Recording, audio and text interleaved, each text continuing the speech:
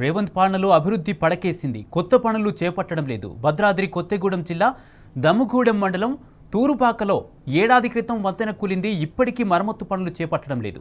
రేవంత్ సర్కారు వైఖరిని నిరసిస్తూ తూరుపాక వద్ద బీఆర్ఎస్ నేతలు, తూరుపాక గ్రామస్తులు ధర్నా చేపట్టారు. ఆ మార్గంలో పయనించే ప్రయాణికులు తీవ్ర ఇబ్బంది పడుతున్నారని వివరించారు. ప్రభుత్వ వైఖరిని నిరసిస్తూ ఆందోళన చేపట్టగా రోడ్డుపై ట్రాఫిక్ జామ్ ఏర్పడింది. ఆందోళన విరమించాలని పోలీసులు కోరారు. ఆందోళన చేస్తున్న వారితో ఏఎస్పీతో ఫోన్లో మాట్లాడించారు. 25లోపు టెండర్ వేసి పనులు ప్రారంభిస్తారని ఆయన చెప్పారు. దాంతో గ్రామస్తులు, బీఆర్ఎస్ నేతలు హర్షం వ్యక్తం చేశారు. పనులు ప్రారంభించకుంటే తిరిగి ఆందోళన చేపడతామని హెచ్చరించారు.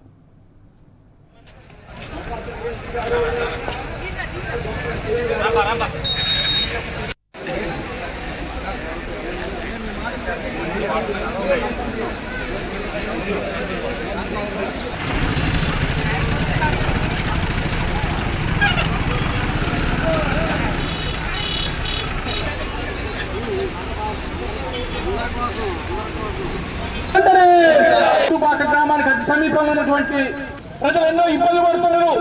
అయినా కానీ ఈ రోజు వరకు కూడా సంవత్సరాల కాలం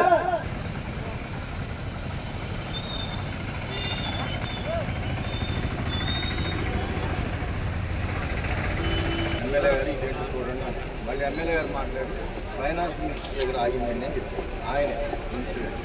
మరి ఇప్పుడు మినిస్టర్ గారు ఎందుకు 10 రోజులు